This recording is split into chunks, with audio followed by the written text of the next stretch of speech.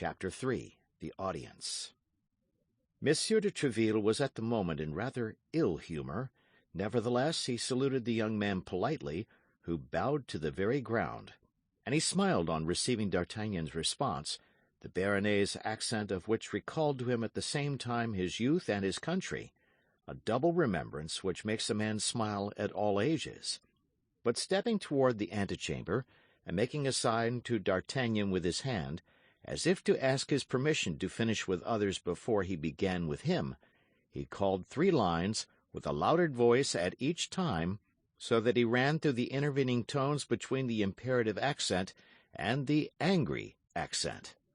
"Athos, Porthos, Aramis!" The 2 Musketeers with whom we have already made acquaintance, and who answered to the last of these 3 names, immediately quitted the group of which they had formed a part and advanced toward the cabinet, the door of which closed after them as soon as they had entered. Their appearance, though it was not quite at ease, excited by its carelessness, at once full of dignity and submission, the admiration of D'Artagnan, who beheld in these 2 men demigods, and in their leader an Olympian Jupiter, armed with all his thunders. When the 2 Musketeers had entered, when the door was closed behind them, when the buzzing murmur of the antechamber, to which the summons which had been made had doubtless furnished fresh food, had recommenced, when Monsieur de Tréville had 3 or 4 times paced in silence and with a frowning brow the whole length of his cabinet, passing each time before Porthos and Aramis, who were as upright and silent as if on parade, he stopped all at once, full in front of them, and covering them from head to foot with an angry look. "Do you know what the king said to me?" cried he. "And that no longer ago than yesterday evening? Do you know, gentlemen?" "No," replied the 2 Musketeers, after a moment's silence. "No, sir, we do not." "But I hope that you will do us the honour to tell us," added Aramis in his politest tone, and with his most graceful bow. "He told me that he should henceforth recruit his musketeers from among the guards of Monsieur the Cardinal." "The guards of the cardinal? And why so?" asked Porthos warmly. "Because he plainly perceives that his piquette stands in need of being enlivened by a mixture of good wine." Footnote. A piquette, by the way, is a watered liquor made from the second pressing of the grape. End footnote. The 2 Musketeers reddened to the whites of their eyes. D'Artagnan did not know where he was, and wished himself 100 feet underground. "Yes, yes," continued Monsieur de Tréville, growing warmer as he spoke, "and his Majesty was right, for, upon my honour, it is true that the Musketeers make but a miserable figure at court. The cardinal related yesterday, while playing with the king, with an air of condolence very displeasing to me, that the day before yesterday, those damned Musketeers, those daredevils— he dwelt upon those words with an ironical tone still more displeasing to me— those braggarts, added he, glancing at me with his tiger-cat's eye, had made a riot in the Rue Férou in a cabaret, and that a party of his guards— I thought he was going to laugh in my face— had been forced to arrest the rioters. Morbleu! You must know something about it. Arrest musketeers! You were among them, you were, don't deny it. You were recognized, and the cardinal named you. But it's all my fault. Yes, it's all my fault, because it is myself who selects my men. You, Aramis, why the devil did you ask me for a uniform when you would have been so much better in a cassock? And you, Porthos, do you only wear such a fine golden baldric to suspend a sword of straw from it? And Athos, I don't see Athos. Where is he? Ill. Very ill, say you? And of what malady? It is feared that it may be the smallpox, sir, replied Porthos, desirous of taking his turn in the conversation. and what is serious is that it will certainly spoil his face." "The smallpox? That's a great story to tell me, Porthos. Sick of the smallpox at his age? No, no. But wounded, without doubt. Killed, perhaps. Ah, if I knew. S'blood. Messieurs Musketeers, I will not have this haunting of bad places, this quarrelling in the streets, this sword-play at the crossways, and above all, I will not have occasion given for the cardinal's guards, who are brave, quiet, skilful men, who never put themselves in a position to be arrested, and who, besides, never allow themselves to be arrested, to laugh at you. I am sure of it. They would prefer dying on the spot to being arrested or taking back a step. To save yourselves, to scamper away, to flee, that is good for the king's musketeers." Porthos and Aramis trembled with rage. They could willingly have strangled Monsieur de Tréville if at the bottom of all this they had not felt it was the great love he bore them which made him speak thus. They stamped upon the carpet with their feet. They bit their lips till the blood came, and grasped the hilts of their swords with all their might. All without had heard, as we have said, Athos, Porthos, and Aramis called, and had guessed from Monsieur de Tréville's tone of voice that he was very angry about something. 10 curious heads were glued to the tapestry and became pale with fury, for their ears, closely applied to the door, did not lose a syllable of what he said, while their mouths repeated as he went on the insulting expressions of the captain to all the people in the antechamber. In an instant, from the door of the cabinet to the street gate, the whole hotel was boiling. "Ah, the king's musketeers are arrested by the guards of the cardinal, are they?" continued Monsieur de Tréville, as furious at heart as his soldiers, but emphasizing his words and plunging them one by one, so to say, like so many blows of a stiletto, into the bosoms of his auditors. "What? 6 of his Eminence's guards arrest 6 of his Majesty's musketeers! Morbleu! My part is taken. I will go straight to the Louvre. I will give in my resignation as captain of the king's musketeers, to take a lieutenancy in the cardinal's guards. And if he refuses me, morbleu, I will turn abbé." At these words, the murmur without became an explosion. Nothing was to be heard but oaths and blasphemies. The morbleus, the sang-Dieus, the mort tous les diables crossed one another in the air. D'Artagnan looked for some tapestry behind which he might hide himself, and felt an immense inclination to crawl under the table. "Well, my captain," said Porthos, quite beside himself, "the truth is that we were 6 against 6, but we were not captured by fair means, and before we had time to draw our swords, 2 of our party were dead, and Athos, grievously wounded, was very little better. For you know Athos. Well, captain, he endeavored twice to get up, and fell again twice, and we did not surrender. No, they dragged us away by force. On the way, we escaped. As for Athos, they believed him to be dead, and left him very quiet on the field of battle, not thinking it worth the trouble to carry him away. That's the whole story. What the devil, captain? One cannot win all one's battles. The great Pompey lost that of Pharsalia, and Francis I, who was, as I have heard say, as good as other folks, nevertheless lost the battle of Pavia." "And I have the honor of assuring you that I killed one of them with his own sword," said Aramis, "for mine was broken at the first parry. Killed him, or poniarded him, sir, as is most agreeable to you." "I did not know that," replied Monsieur de Tréville in a somewhat softened tone. "The cardinal exaggerated, as I perceive." "But pray, sir," continued Aramis, who, seeing his captain become appeased, ventured to risk a prayer, Do not say that Athos is wounded. He would be in despair if that should come to the ears of the king. And as the wound is very serious, seeing that after crossing the shoulder it penetrates into the chest, it is to be feared." At this instant the tapestry was raised, and a noble and handsome head, but frightfully pale, appeared under the fringe. "Athos!" cried the two Musketeers. "Athos!" repeated Monsieur de Treville himself.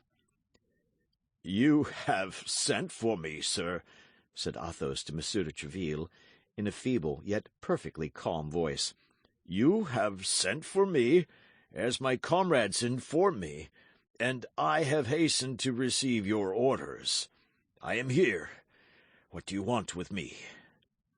And at these words the Musketeer, in irreproachable costume, belted as usual, with a tolerably firm step, entered the cabinet. Monsieur de Treville, moved to the bottom of his heart by this proof of courage, sprang toward him. "I was about to say to these gentlemen," added he, "that I forbid my Musketeers to expose their lives needlessly, for brave men are very dear to the king, and the king knows that his Musketeers are the bravest on the earth. Your hand, Athos!" And without waiting for the answer of the newcomer to this proof of affection, Monsieur de Treville seized his right hand and pressed it with all his might, without perceiving that Athos, whatever might be his self-command, allowed a slight murmur of pain to escape him, and if possible grew paler than he was before. The door had remained open, so strong was the excitement produced by the arrival of Athos, whose wound, though kept as a secret, was known to all. A burst of satisfaction hailed the last words of the captain, and 2 or 3 heads, carried away by the enthusiasm of the moment, appeared through the openings of the tapestry.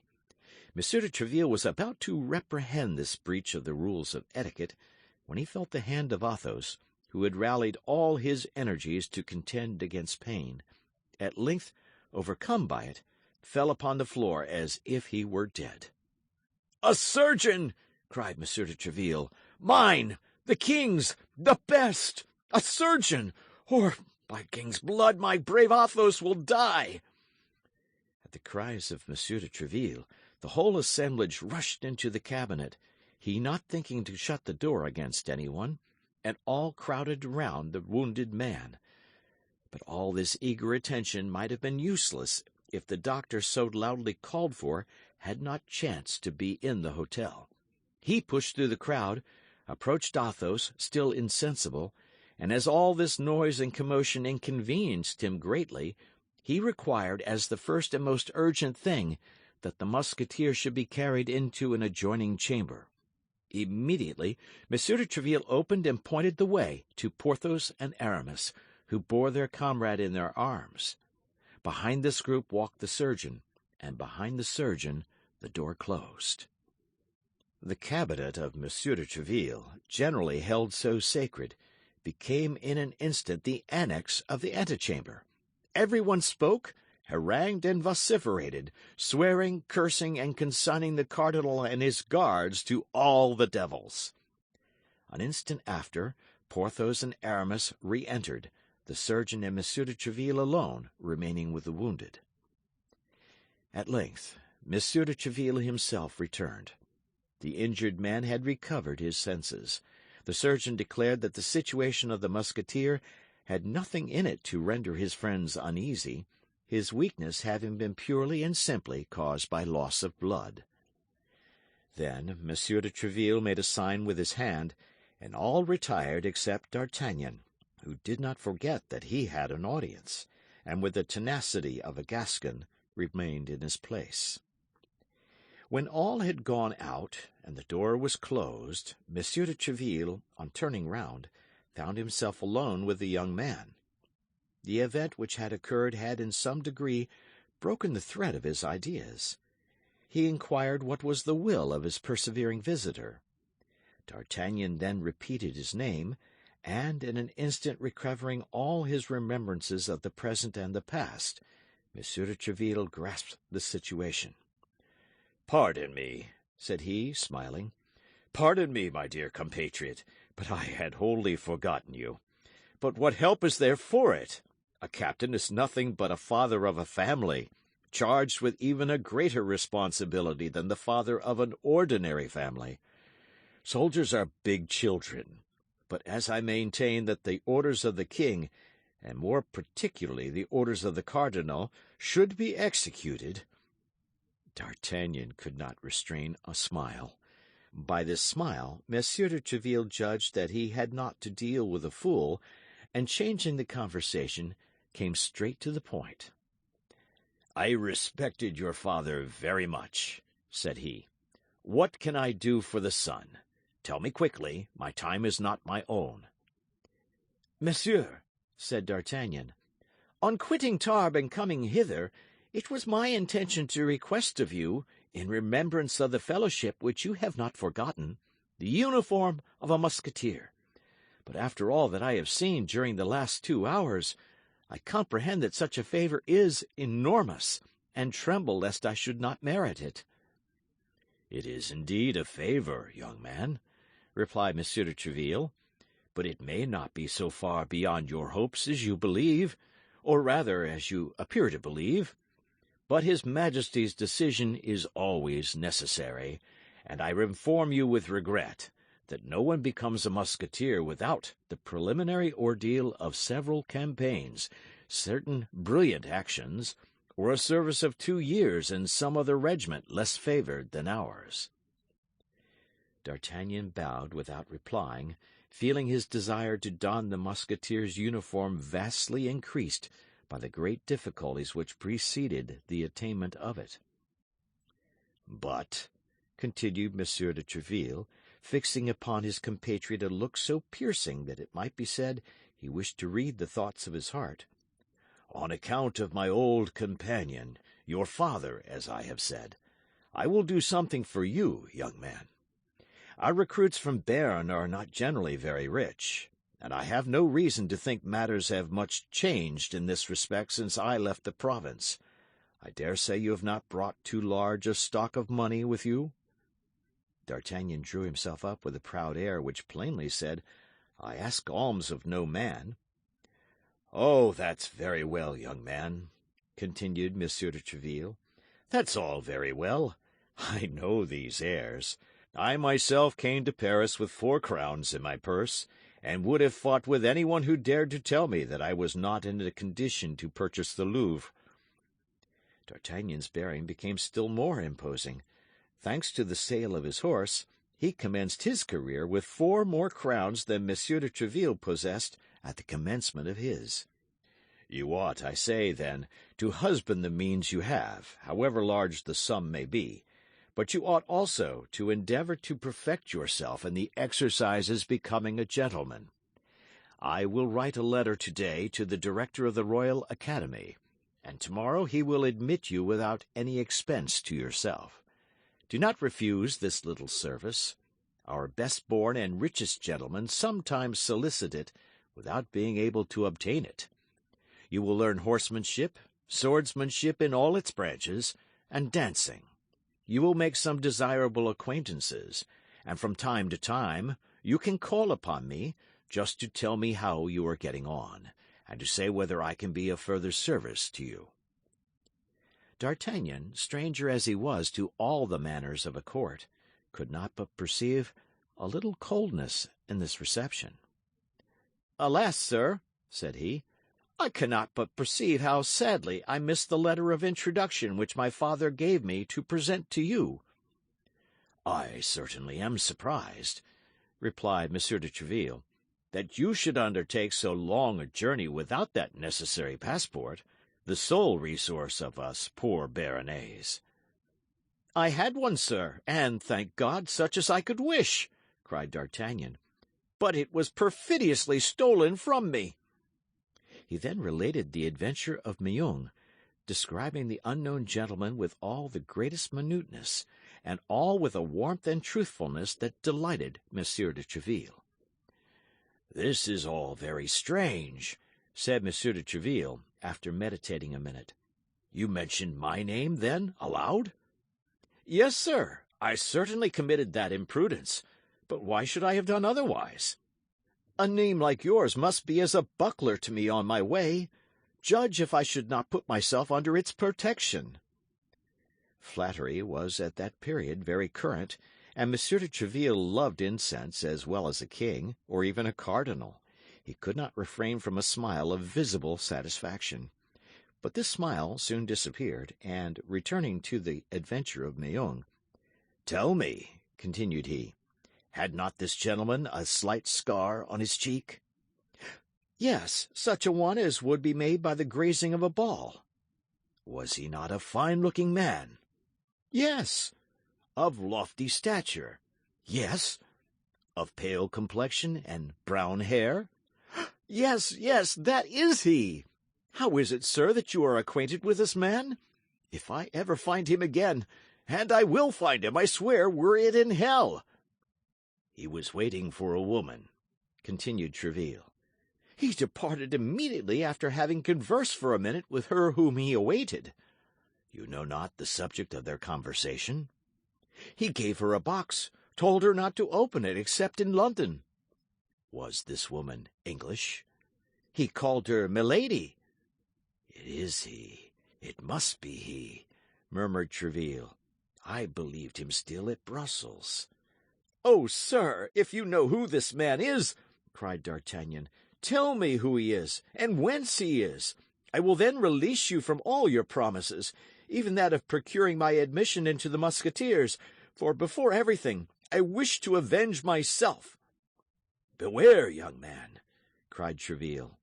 "If you see him coming on one side of the street, pass by on the other. Do not cast yourself against such a rock. He would break you like glass." "That will not prevent me," replied D'Artagnan, "if ever I find him." "In the meantime," said Tréville, "seek him not, if I have a right to advise you." All at once the captain stopped, as if struck by a sudden suspicion. This great hatred which the young traveller manifested so loudly for this man who, a rather improbable thing, had stolen his father's letter from him. Was there not some perfidy concealed under this hatred? Might not this young man be sent by his Eminence? Might he not have come for the purpose of laying a snare for him? This pretended D'Artagnan, was he not an emissary of the cardinal, whom the cardinal sought to introduce into Tréville's house, to place near him, to win his confidence, and afterward to ruin him, as had been done in 1,000 other instances? He fixed his eyes upon D'Artagnan even more earnestly than before.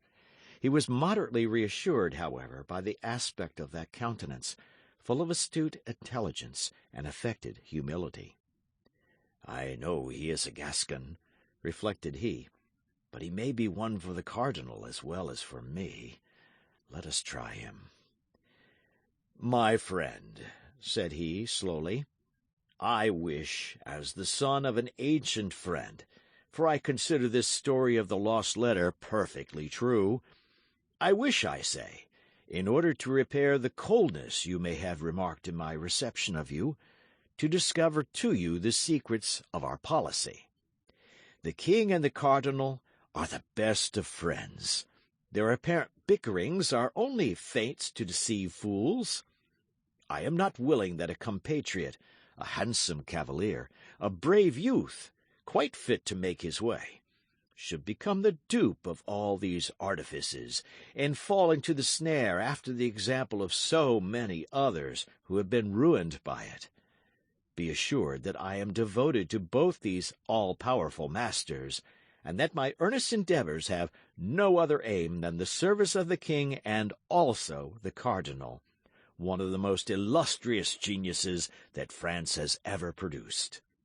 Now, young man, regulate your conduct accordingly, and if you entertain, whether from your family, your relations, or even from your instincts, any of these enmities which we see constantly breaking out against the cardinal, bid me adieu, and let us separate. I will aid you in many ways, but without attaching you to my person. I hope that my frankness at least will make you my friend, for you are the only young man to whom I have hitherto spoken as I have done to you." Tréville said to himself, "If the cardinal has set this young fox upon me, he will certainly not have failed. He who knows how bitterly I execrate him, to tell this spy that the best means of making his court to me is to rail at him. Therefore, in spite of all my protestations, if it be as I suspect, my cunning gossip will assure me that he holds his eminence in horror." It, however, proved otherwise. D'Artagnan answered with the greatest simplicity. "I came to Paris with exactly such intentions. My father advised me to stoop to nobody but the king, the cardinal, and yourself, whom he considered the first three personages in France." D'Artagnan added Monsieur de Tréville to the others, as may be perceived, but he thought this addition would do no harm. "I have the greatest veneration for the cardinal," continued he, "and the most profound respect for his actions. So much the better for me, sir, if you speak to me, as you say, with frankness, for then you will do me the honor to esteem the resemblance of our opinions. But if you have entertained any doubt, as naturally you may, I feel that I am ruining myself by speaking the truth. But I still trust you will not esteem me the less for it, and that is my object before all others." Monsieur de Tréville was surprised to the greatest degree. So much penetration, so much frankness, created admiration, and did not entirely remove his suspicions. The more this young man was superior to others, the more he was to be dreaded if he meant to deceive him. Nevertheless, he pressed D'Artagnan's hand and said to him, "You are an honest youth, but at the present moment I can only do for you that which I have just now offered. My hotel will be always open to you. Hereafter, being able to ask for me at all hours, and consequently to take advantage of all opportunities, you will probably obtain that which you desire."